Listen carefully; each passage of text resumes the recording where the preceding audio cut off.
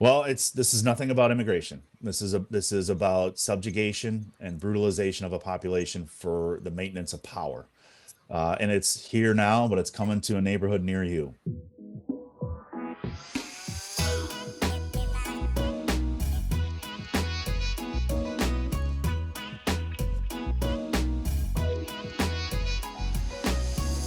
Welcome to Voices of Sovereignty, a podcast from Rock the Native Vote, where we explore how Native voices, stories, and leadership strengthen democracy and protect our sovereignty. I'm Rachel Byford, along with Theron Wahkinney and Ginny Underwood. Hello, everyone. Rock the Native Vote is a nonpartisan organization dedicated to empowering Native communities through civic engagement.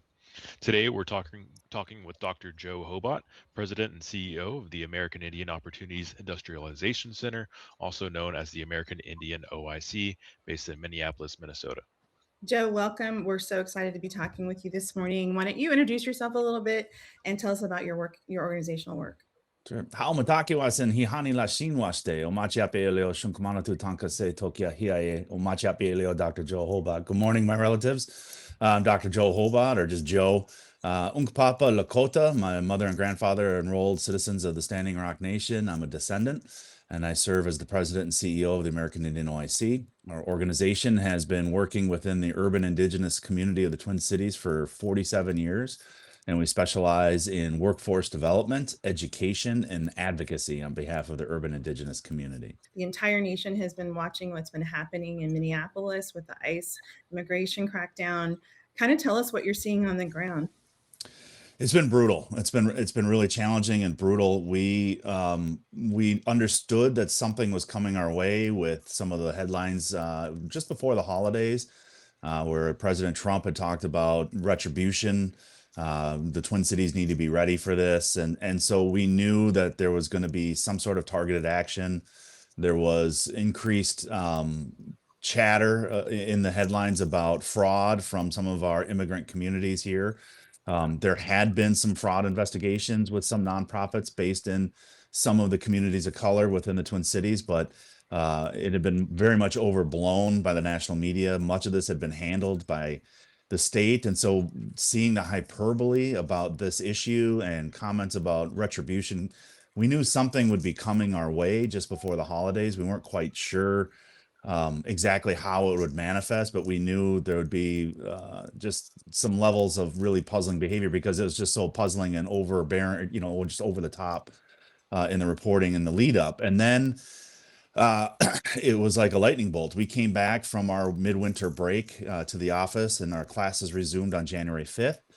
And we immediately, throughout the neighborhood, heard the telltale signs now of the ICE observation teams, car horns honking, whistles blowing, and we heard it round the clock, and it was adjacent to our community. And then by the second day, Tuesday, January 6th, it was in our community. We had reports of ICE outside of Native organizations. We had reports of ICE at the Little Earth of United Tribes housing complex, the only one of its kind in the nation of Native preference government subsidized housing. These ICE agents were just walking through the community, walking around Native organizations, harassing people. And at first, it was really just kind of almost too unreal to believe. If you spend any time in our community, it's quite apparent you're in the Native cultural corridor along Franklin Avenue. You have lots of cars with state-issued murdered and missing Indigenous women's license plates. Proceeds from those license plates go to help this task force. We, as we do in our community, we have decals on our vehicles. We have feathers. We have tribal affiliation decals. And so it's like, obviously these folks aren't from here. They're pulling over cars that are just at first look over the top Native in the swag that they have. But then we started hearing stories of people being pulled from their cars, of ICE agents kicking in doors and walking through apartments and ransacking homes. And it was so sudden and so violent that many of our community members weren't yet aware that it was coming, let alone how to exercise their constitutionally protected rights. And so that second day, Tuesday, began a flood of communications between Native organizations and community leaders getting information out from the ACLU about how to enforce your constitutionally protected rights, and understanding the difference between a judicial warrant, a warrant signed and approved by a judge, which allows for search and seizure within a private property, versus a homemade in-house ICE warrant. And these ICE officers were presenting very official looking paperwork, but they were just internal documents for ICE, for Immigration Customs Enforcement, called I-220s, and it had the word warrant on it. And what we learned was they were brandishing these homemade warrants, and our community members, many of them elders, felt that they had no choice but to play ball and open up the door. And so right away in that second day, we began to talk about this misunderstanding and misuse of the term warrant, what a judicial warrant is. And then we started also talking about constitutionally protected rights to observe what was happening with these ICE patrols that were going on. And so throughout the course of the day, Tuesday, as the horn honking and the ICE whistles continued to blow, we saw more and more people taking to the streets just to observe. And we saw a lot of the organizations, including the American Indian OIC, putting up makeshift signs on their property. We own our land, we own our property. And so we immediately put up signs that said we banned ICE from conducting any operations on our parking lot or in our property unless they had a signed judicial warrant. We then invested in actual metal reflective signs that were delivered and posted in our parking lot about a week later. Took a little time to get them made, but we're just learning very quickly about what are we obligated to do and what rights do we have to protect our students, staff, clients, and our community members. And really that Tuesday and into that Wednesday, we really started hearing first reports of Native women being pulled out of cars. There was a group of Native men, they were Oglala. They were homeless that were picked up by ICE. Their whereabouts are yet as to be ascertained. And we started to hear more about the federal building, the Whipple building, which is right next to Minneapolis-St. Paul International Airport. We knew that was a staging grounds for ICE, that they were arriving there early in the morning, getting their orders for their strategic enterprise across the Twin Cities. But we also learned that they had holding pens there, and that many of the people who were picked up were deposited within these holding pens without due process. And we, over the course of the next few days, we started to hear the horror stories about how awful these holding pens are. Concrete floors, chain link fence walls, rancid water, limited bathroom breaks, limited food. And then folks that were determined to be legal, or our folks who were natives that had dual citizenship, both in the United States and their tribal homelands, many were just deposited outside the Whipple building on a snowy street without their jackets, without their phones. Some weren't given their purses or their wallets back. They were just dumped out there. And they had to figure out how to get home. And at that time, the temperatures were in the 30s, which is still very cold, but it was very dangerous to just do this. And the brutality and the inhumanity was so shocking that I think there was a delayed in understanding. People just couldn't believe it to be true. And then we get to that Wednesday, and that first Wednesday is when Renee Good was shot and killed. And the footage came shortly thereafter. And that's when the observations, what are being labeled as protesters, but really they're there to observe and report, really picked up in intensity. People began just rushing out to the street to observe, to record. And this is kind of what the new form of resistance started to look like here in the Twin Cities. And I think the rest of the nation has borne witness to what we have witnessed, which is just, standing 10 toes down with their constitutional rights, recording and observing federal officers engaging this activity. They then themselves were brutalized. We saw many of these ICE goons discharge non-lethal weapons like smoke grenades and rubber bullets point blank into the necks and the faces and the shoulders of innocent bystanders who are just there holding their phones, recording. We saw tear gas fired point blank into the faces of these observers. And it just was shocking, the absolute brutality of it. And then when the murder of Renee Good happened, it kind of almost felt like we knew it was coming. It was a fait accompli because of the brutality being witnessed.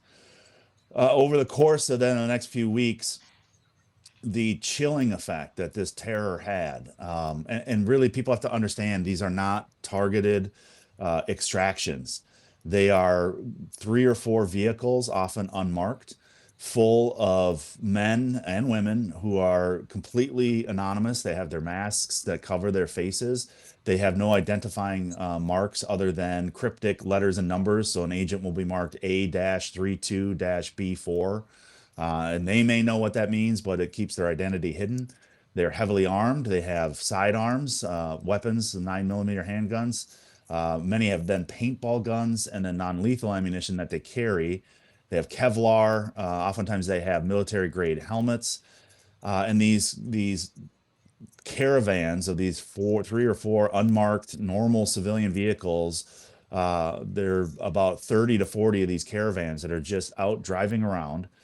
And then without really any warranting need, they just pull over and go after people. That there's people walking down the street.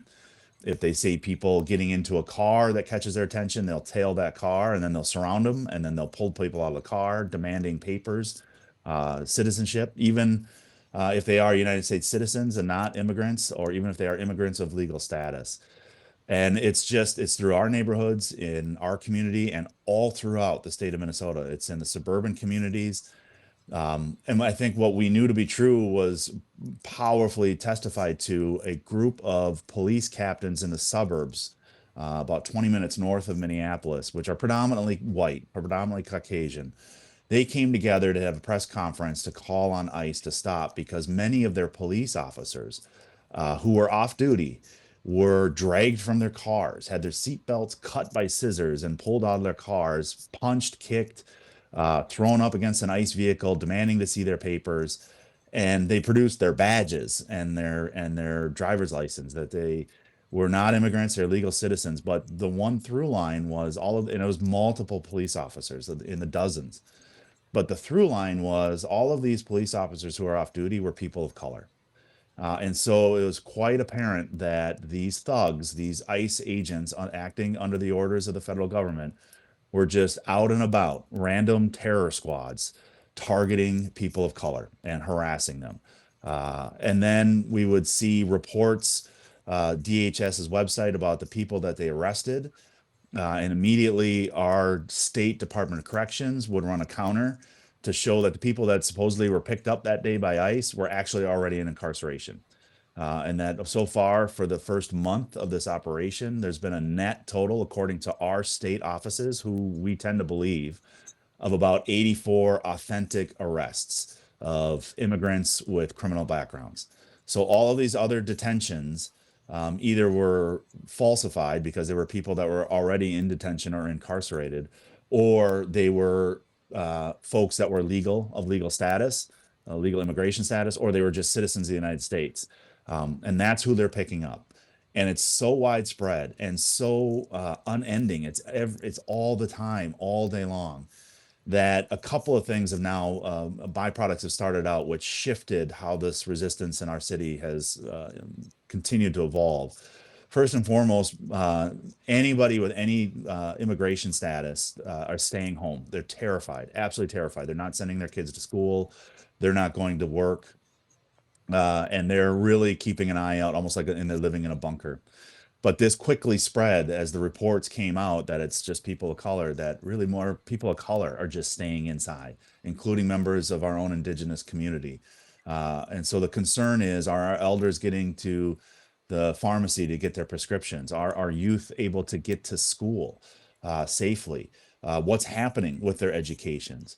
Minneapolis public schools detected this right away, and so they shifted to offer online learning because they saw foot traffic within the schools almost cut in half as African-American immigrant populations or legal immigrant populations, Native populations, Latino populations just stopped sending their kids to school. And so the hallways in most Minneapolis public schools became empty. And that has all kinds of secondary issues. A lot of our community members in these communities of color and in the Indigenous community, going to school is a way for the children to eat. They get breakfast, they get free breakfast and free lunch. And so there's a real concern about do these families with their budgets, which may be limited or tapped to the fullest extent, had not budgeted for providing 3 meals a day because they counted on the school lunches, or maybe they already paid for the school lunches. So how are these youth being fed? We suspected in the community that the elders and the adults were just not eating and giving their food to their kids. And so quite quickly, our Native organizations coordinated through our collaborative here in Minneapolis, the Metropolitan Urban Indian Directors Group. It's a collaborative of 35 Native American nonprofits. We began having emergency meetings and coordinating those organizations that provide services normally in this arena, food, for food sovereignty, these sorts of things. And so the Division of Indian Work and others, the Minnesota Indians Resource Center, they began providing shelter and then food distribution. We started taking and accepting donations from across the Twin Cities, from other communities. And these organizations then set to work creating distribution drop-offs, just bringing them out to our Native, Latino, and East African immigrant households in our community, free of charge, just making sure they had food. And then we noticed that the people that were doing this work were being followed by ICE. And so we had to kind of re-strategize how to do food drop off. The folks weren't coming to the organization. They're scared to leave their house. And then we were scared that if we were being tailed to drop off food, ICE would know which houses then to target. And so we've had to rethink about how we do food distributions and drop offs. And it's just been awful. And I think that really pushed this energy last week, where through, I think, our elected leaders, but then also the community-based leadership of knowing our power, knowing our rights, that we're going to observe these brutalities. We're going to hold them accountable when the time is right, but we need to stay safe. We need to feed our people. And so stay nonviolent, don't take the bait. And as last week progressed, we saw the tactics of ICE that were on the ground beginning to get even more violent. They would just run up to women in particular and violently shove them to the ground, even though they were just there holding their phone, or some were just observing, or some were just blowing a whistle. They were several, 15, 20 yards away from the phalanx of ICE officers, and you would just see a couple officers just break ranks, run full speed, and go right after the women and knock them down, and then quickly look up. And we could tell this was a gesture that was intended to be provocative, because when you witness that firsthand, it just brings something out of you. And so the challenge is to not take the bait, not to engage violence with violence. And so you help the individual up, and you just keep recording. And they progressively got more and more violent. And this is where we then said, we need a demonstration of force. All of our major companies here were conspicuously quiet, which was really disgraceful. Best Buy, 3M, Target. And there were reports of ICE roaming the aisles of Target and grabbing Target employees because they had brown skin. And they took a couple of young individuals, they're 17, were taken out of a Target while they were working their shift, and were physically beat, driven around, and then they were dumped about 8 miles away. One was dumped at a Walmart, and another one was dumped at an apartment complex where they didn't live because they were legal. They had their driver's license. But, all these people in our community that were just going to Target to buy coffee, look up and there's heavily armed guys just marauding around these stores. I mean, and then for Target not to say anything is really just disgraceful. So the idea of the ICE out nonviolent protest on Friday, January 23rd, took hold. And so as an organization, we shut down in solidarity, and, we can't dictate what our staff does on their free time. We just shut down. If they wanted to participate, they would have that opportunity to do it. And you probably saw the footage. Nearly 50,000 people showed up in Minneapolis that day. It was one of the proudest moments I had as a Minnesotan, as a Minneapolitan. There was music, there was chants, and there was as much humor as there was hopeful messaging. Not one window was broken. Not one piece of property in the entire city of Minneapolis was damaged in any way. And there was not one single reported injury. And this was taking place for about 4 hours, from about 2:30 p.m. till about 6:30. And the air temperature was 20 below zero with a 41 below zero wind chill. And it was just what don't want to get emotional, but when you see the power of love and nonviolence and neighbors being neighborly, sorry, it's hard. It was a high point and a very proud moment, and to have it shattered less than 8 hours later, I woke up to my daughter texting me that there had been another shooting. And I think the nation has seen the footage since then. It's just, and then the immediate malarkey coming out of the federal government with a counter narrative it was just so enraging. And you feel powerless, you feel isolated. And then the high point of that Friday was quickly blown apart. And we realized that we're in for a long haul. We may have won some battles, but this is a war. And I think that I think the fact that these counter narratives are coming up and we're entering into probably the most dangerous time. Yes, there was a lot of anger and hurt feelings about our local Bureau of Criminal Apprehension, BCA, which investigates all of these crimes. Our police forces in the BCA were completely blocked again from investigating the Alex Preddy murder.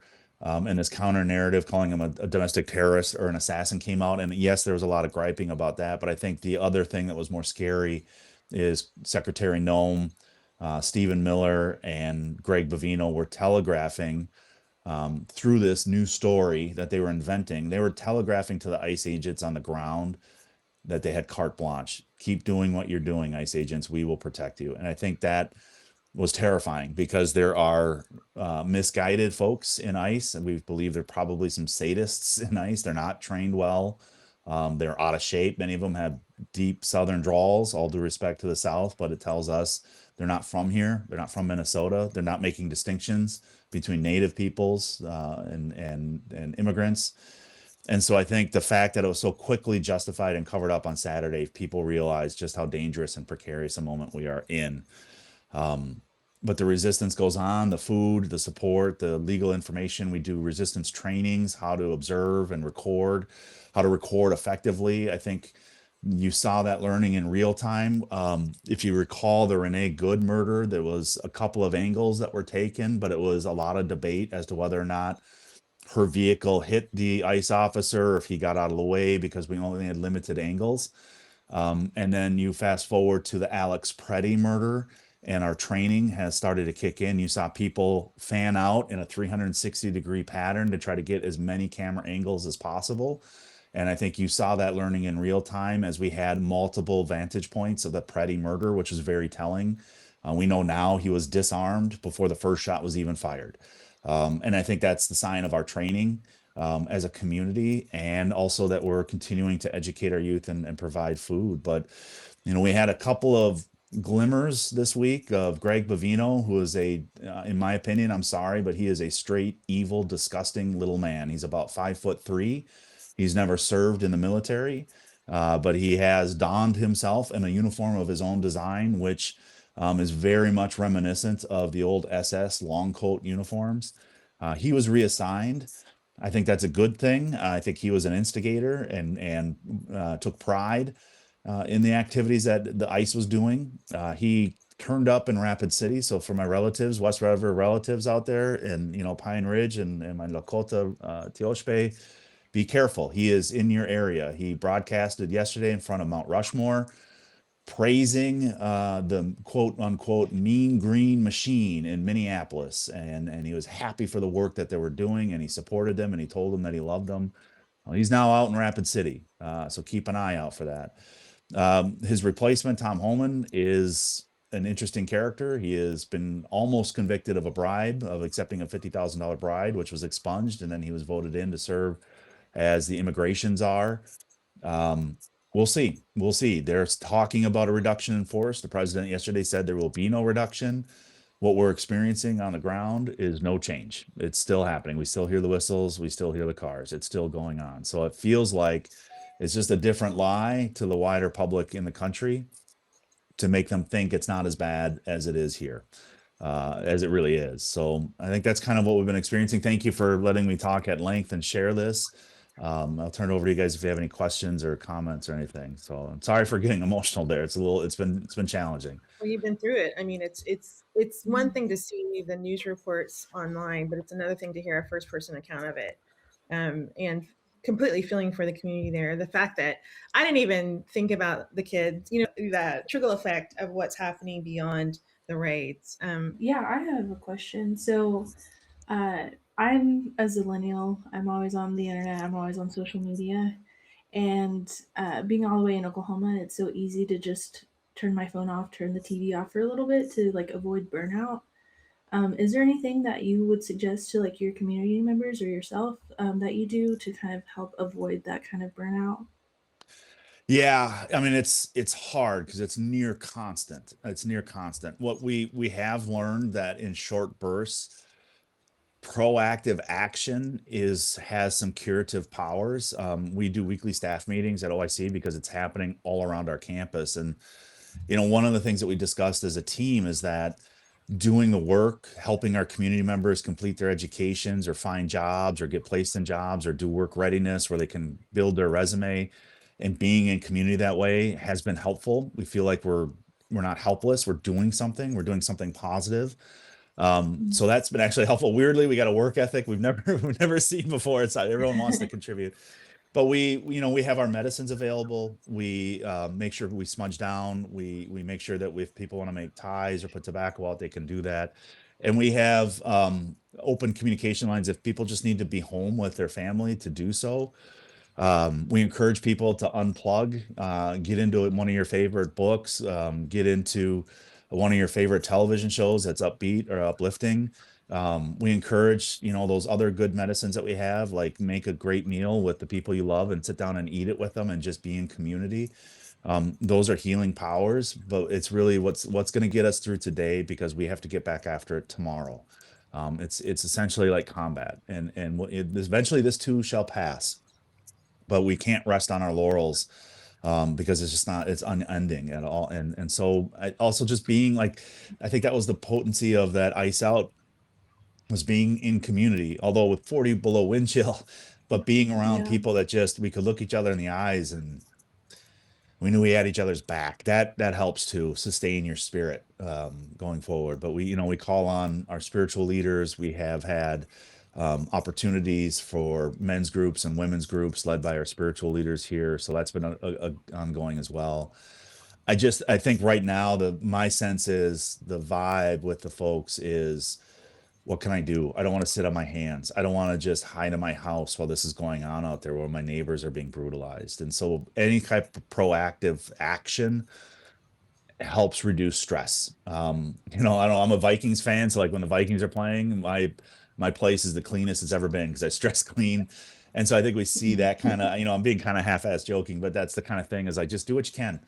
If you want to just volunteer, and some of these food distribution sites need volunteers to help sort between frozen foods and dry goods, or if you want to make food deliveries, or if you just want to blog about it, if you have relatives out of state, get our story out, because we have a very deliberate counter narrative that's not truthful, that's being blared out across the national media. And so in the underground grassroots kind of way, talk to your cousins. You got cousins that live out of state, talk to them, let them know what's happening, tell them to tell two people about what's going on in Minneapolis, and the truth will come out underneath this suffocating blanket of lies. So that's a long answer to your question about how do we stop from going nutty, but that's kind of what we're doing.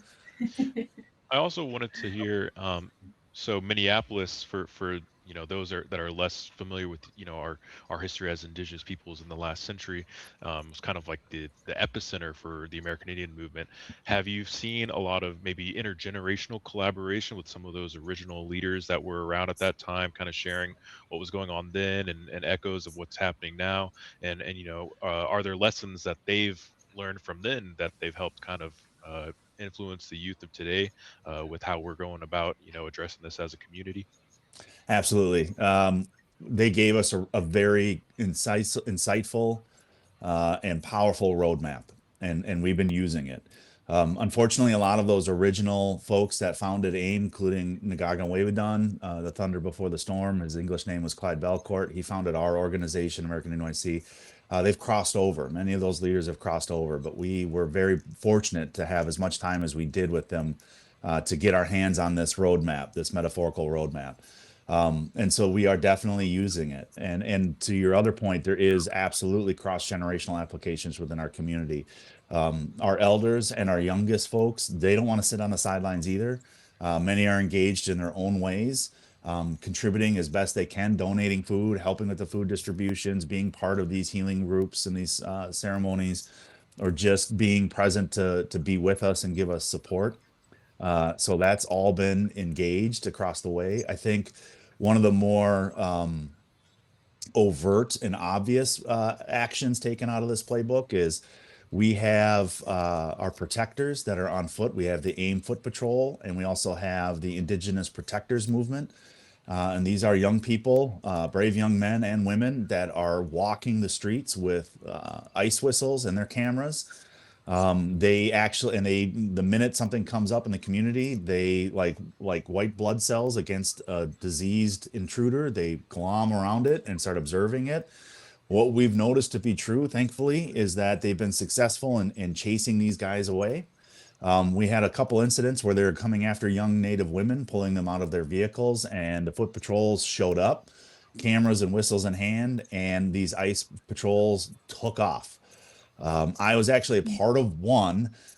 We just finished a meeting at OIC, and we heard the horns and the whistles very loudly, and looking out my office window, there they were at the base of our parking lot, the entrance to our parking lot. They were at the intersection of Cedar Avenue and Franklin Avenue, and it was 3 unmarked cars. I'd say about 8 of these heavily armed thugs, and they had cornered a car full of Somali women, and they were violently throwing them against the car and against the hood.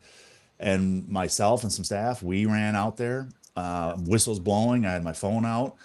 The foot patrol showed up, and all the cars, there's probably about, I'd say 15 to 20 cars at every point of the intersection, just started wailing on their horns. And these thugs, they let the woman, they just dropped her. I don't know. I didn't see. Maybe she produced papers that showed she was legal, but they let her go. And they got in their cars and they cut diagonally through the intersection. And the one thing that I remember the most is the final vehicle in this procession was a minivan. And these goons, these ICE thugs, they dove into the minivan and it drove away as fast as it could.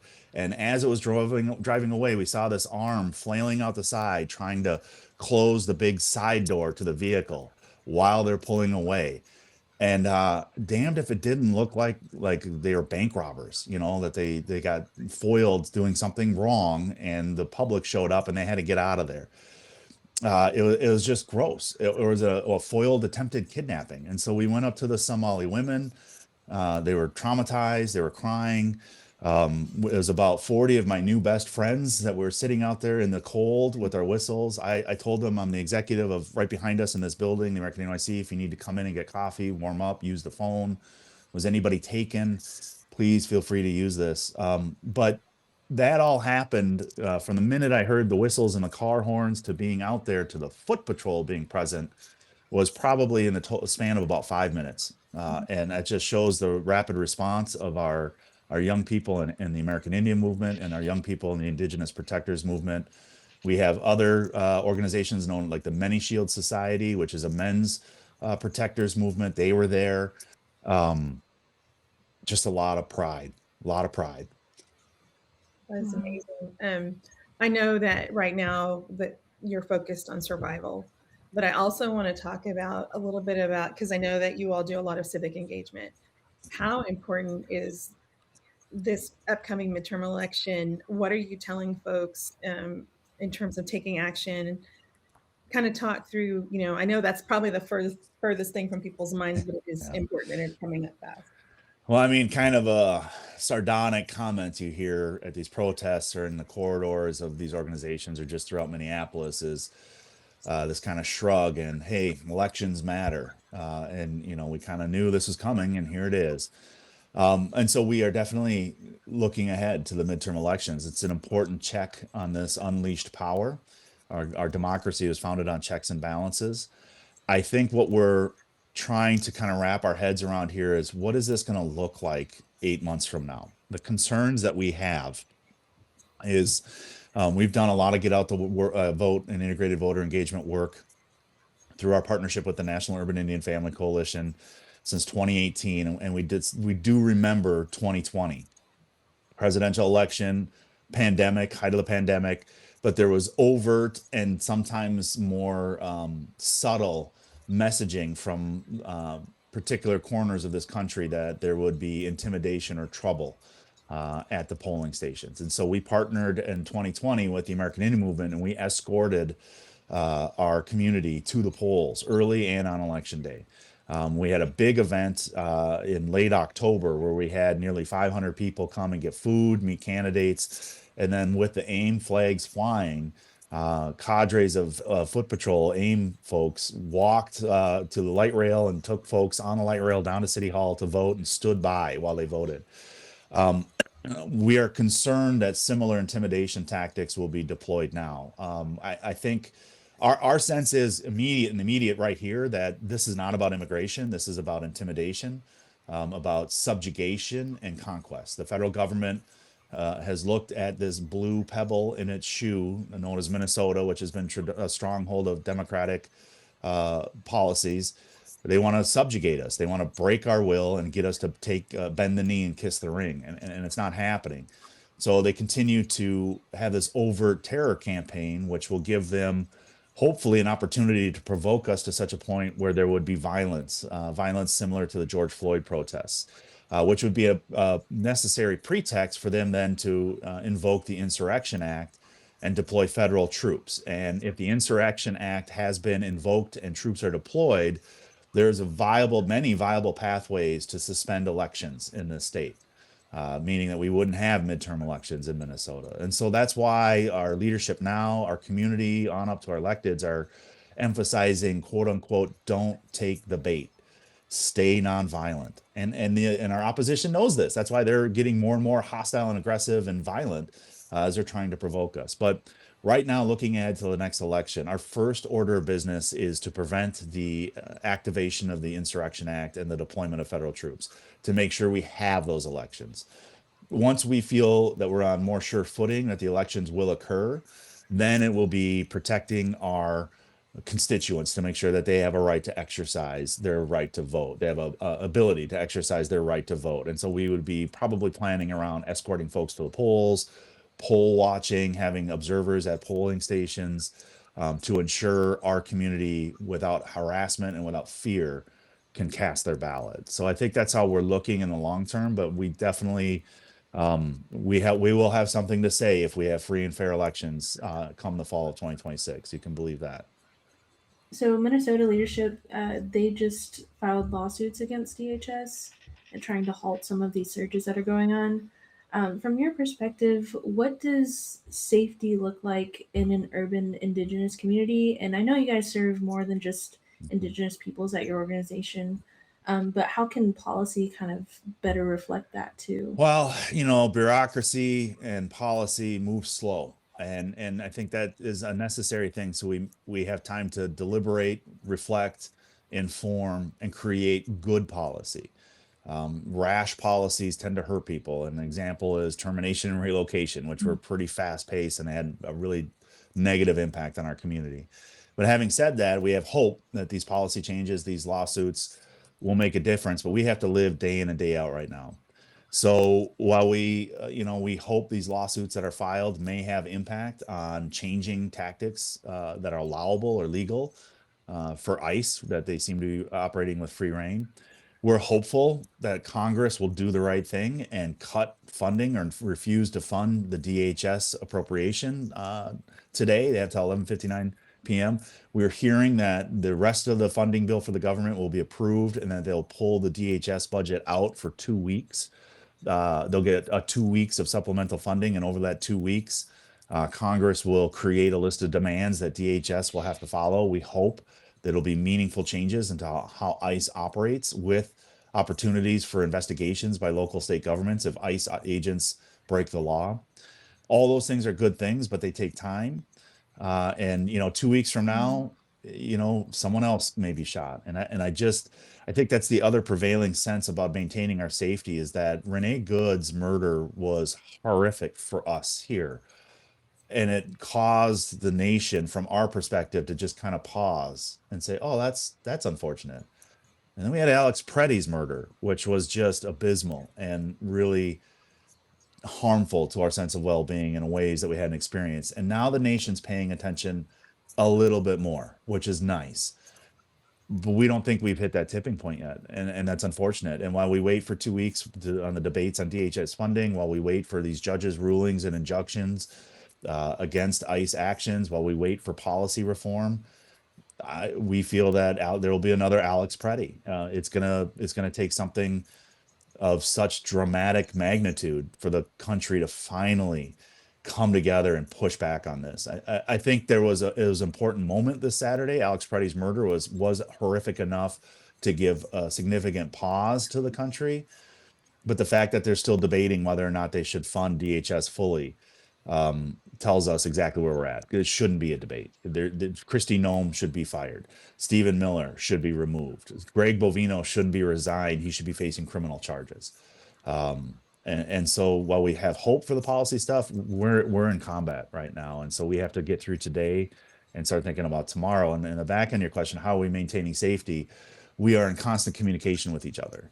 The organizations, our community members, simple things like don't travel alone, have your phone. All of us are equipped. If I can quickly pull this out, we all on lanyards or necklaces have our ice whistles with us.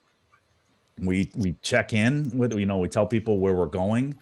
And then many of us are filling out emergency cards. So if we get picked up and sent into detention at the Whipple Center, which may be illegal, there may be no cause to arrest us or detain us, and but they can keep us. They've kept folks for up to 12 hours and not feeding them. And like I said, they just dump them out in the cold without their wallets, without their purses, without their phones. So folks are maintaining emergency contact lists if they should go missing. We are sharing lawyers that are helping with many of our folks that have been detained. And it helps provide a sense that at least there's a plan, but you don't really feel entirely safe. You're always looking over your shoulder, which is, what is the end result of a terror campaign, and they're very successful right now. Yeah. Well, Joe, we appreciate you so much taking time to be on with us today. Just one quick thing for people across Indian country: what can they do to support you? What do they need to be aware of? What do they need to take away from this experience? Well, this is nothing about immigration. This is about subjugation and brutalization of a population for the maintenance of power. And it's here now, but it's coming to a neighborhood near you. So be ready. Learn from what we're doing. Our resistance has been effective. We haven't won, but we're having success. Learn what we're doing. And the resistance is not breaking windows. It's not violent firebombing places of business. It's not looting. The resistance is caring for your neighbor, coordinating food drives, making sure schooling is occurring. If kids aren't going to school, there are impromptu tutoring groups of adults helping teach reading and math for students that are unsafe, that don't feel safe to go to school. So the resistance is out in the open. It's protected by our rights as citizens, and it's about taking care of your neighbor. And that they don't understand that. They don't understand how a Native person will bring food to a Somali family. They don't understand how a Native educator will provide reading lessons to a Latino child. But that's our social fabric. We're all related. We're all relatives. So own it. And this too shall pass. We've been through a lot worse. We come from tough stock. We come from leaders in our Indigenous histories that overcame odds that were much greater than this, that were far more violent than this. If they could, we certainly can. And so this is our time to give gratitude to those that came before us by stepping up in this moment and making a contribution to this legacy. And so when we take these actions and we contribute to the resistance, it's our way of saying Wopalatanka. It's our way of saying thank you to those that came before us as we make our contribution. So that's what I would advise. All right. Excellent, Joe. Thank you so much. Yeah. You can catch all of our podcasts at www.rocktheNativeVote.org. And we look forward to having more conversations with you, Joe. We're with you. Stay safe. This too shall pass. Toksha. Peace and love. Thank you, Joe. Thank you. Take care. We appreciate your time.